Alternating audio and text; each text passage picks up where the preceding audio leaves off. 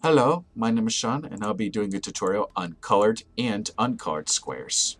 So, how do we tell the difference between colored squares and uncolored squares? Well, to figure out if you're looking at colored or uncolored squares, first find the least amount of occurrences of each color. So, in this case, I only see 2 magenta and 2 blue. If you have a tie between the fewest amount of occurrences of colors, then we're looking at uncolored squares. So to do this, first we find the color with the fewest amount of occurrences in reading order. In this case, magenta is first in reading order. So use that as our, give me a second here, as our column, and blue as our row. And we get this upside down T shape, in which we have to press the squares in that shape.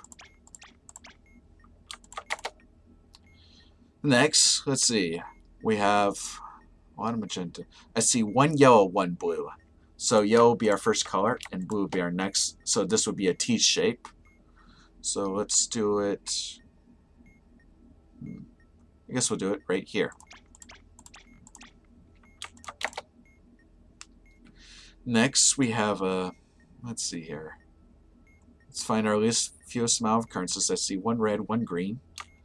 1 red, 1 green will give us this 1x2 block. So we press all the blocks with that. We'll do it systematically here. Next, I see 1 blue, 1 magenta will give us this 2x1 block. And finally, since there's no 1x1 blocks, the last type of block we have to press is this block. And that's a solved module. Next, okay, so this is colored squares. First, we find the fewest amount of occurrences of a color. In this case, would be magenta.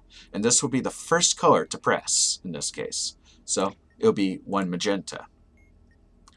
So we use the previous group of squares that was pressed, which was magenta, and the currently number of lit squares, which is 1. And we get our next sequence of squares to press, which is row.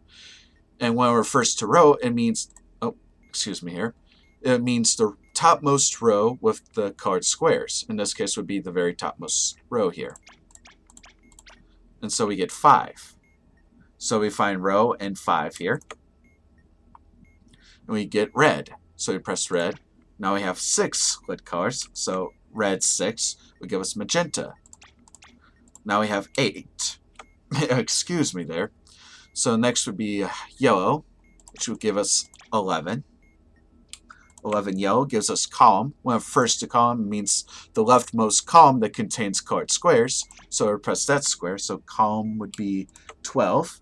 We would press all green. And then finally this last square, because this is the last one to press. And that's a solved module, as well as a solved bomb. So let's see if this is colored or uncolored squares. I see 2 red, 2 green. That means there's a tie, which indicates we're looking at uncolored squares. Red is first, then green. So we gotta make this block. We'll do something like this.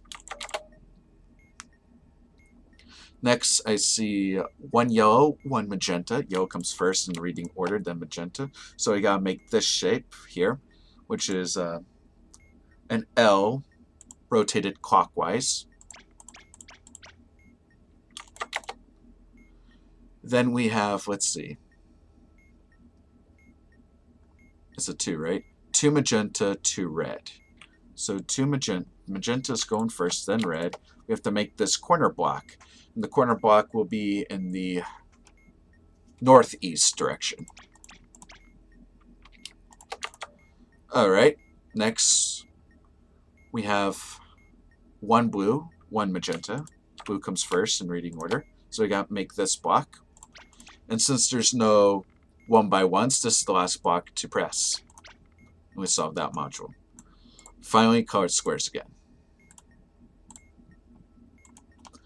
So I see 1 yellow. So we have to press all yellow. Gives us 3. Next we have to press row. Give us 6 row. Gives us blue. 9 blue. Give us yellow. 10 yellow. Give us red. 12 red gives us column. 13 column gives us red. And this is the last color. Now, I hope all of you enjoyed this tutorial. And until then, keep talking and don't explode.